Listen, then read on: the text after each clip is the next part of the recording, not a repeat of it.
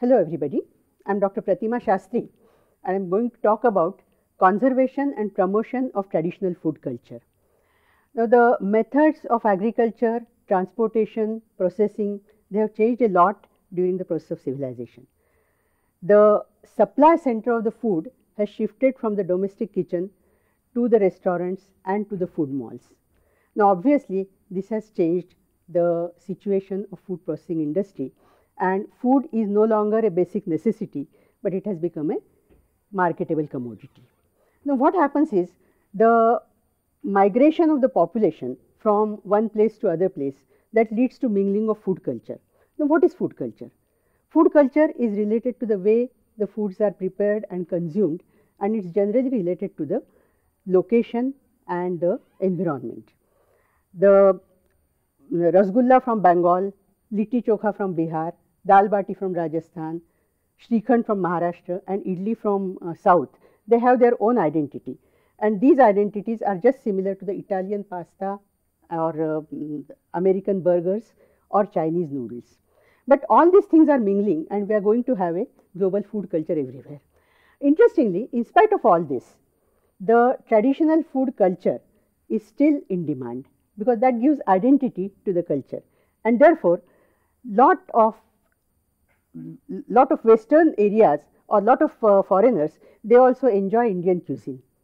Now what does it mean for the entrepreneurs? This means that various levels of entrepreneurship are available for prospective entrepreneurs. They may be for the ready mixes, they may be for the ready to eat foods, they may be for the adjuncts like pickles and papads, or they may be something highly processed, ready to cook or ready to eat, and hittable pouches and all that. The unique features and constraints of the traditional food sector need to be considered. Right now, the traditional food business is like the women folk preparing the products and selling them door to door. The quality is questionable, and we never know whether there will be consistency. But at the same time, there are some products which are available all through the year. But generally, traditional food market is constrained by the regional preferences and seasonal preferences.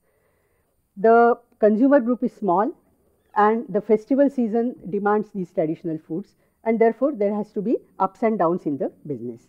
Second point is that there is no standardization. Right now, most of the things are in the hand of Karagir, and Karagir is the nodal point of that.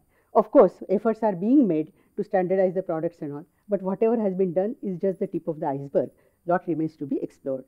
The cluster for traditional foods for common facilities like storage, packaging, marketing can be a possible solution, and what we need is the lateral thinking and use of new technology and use of standardization. Just take an example of Shrikhand. 4-step process: procuring milk, making curd, hanging the curd and mixing the sugar. 4-step process has been reduced to just 1 step. You walk down the corner and you get the Shrikhand. It's possible only because of the standardization and technical developments. Same can be done for products like Puran. Maybe making Puran and preparing Puran Poli, which is a typical Indian Maharashtrian product, it involves lot of skill. But if this product is available in small consumer packs, it can be projected as, let us say, a chapati, high protein chapati spread for the school tiffin, or it can be spread over a grilled bread to make a dessert, or it can be a base for sweet and sour soup. So this is lateral thinking which we need. The need for the cluster is to have an incubation kitchen. This incubation kitchen will standardize the recipes, and it will try to find out which recipes have the market. The second point in the cluster is to have proper machinery. To have standardization, of course, is there, but to have proper machinery, machinery has to be minimal.